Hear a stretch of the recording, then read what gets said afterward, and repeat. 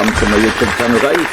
This video, magkaroon tayo ng discussions sa PE 5 mga guys. So, ating aralin, paglalaro para sa kasiyahan at kalusugan mga guys. Sa hindi pa natin talakayin, don't forget to subscribe to Subscription Vlog, mga friends, mga viewers. At narito ang aking intro.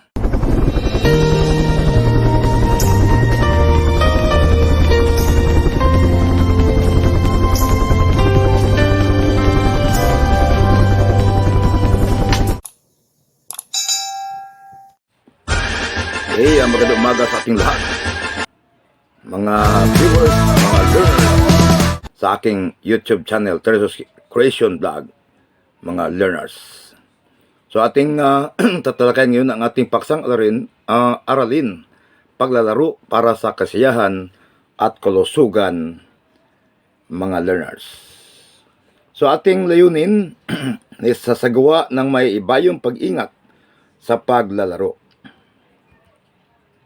So sa ating talakayan, ang paglaro ay nakapagdulot ng masiglang pangkatawan, lalo na higit ang mga laro na nangailangan ng paggalaw ng iba't ibang bahagi ng ating katawan.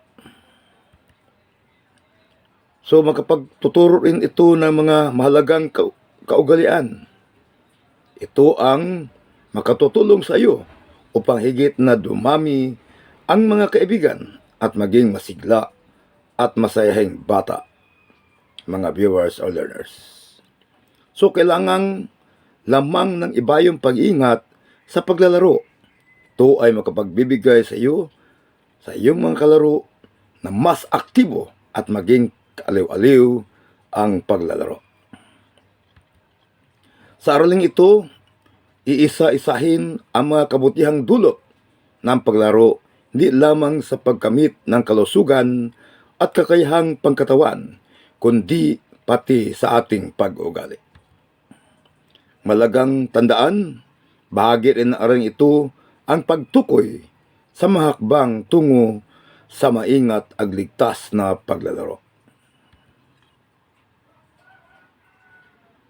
Okay, mga benepisyong pangkalusugan sa paglaro class, mga viewers. Tinarito na guys, pagpapabilis at pagpapatibay ng metabolismo na tumutulong sa pagpanatili sa tamang timbang. Ito ang number 1 na benepisyo. Number 2 na benepisyo, nakatutulong sa pagpalakas ng baga at ang ating puso. Number 3, nakatutulong sa pagtulog ng mahimbing. Then we have, next is, mga benepisyong pangkalusugan sa paglaro. Number 5, pagiging masigla, mga guys.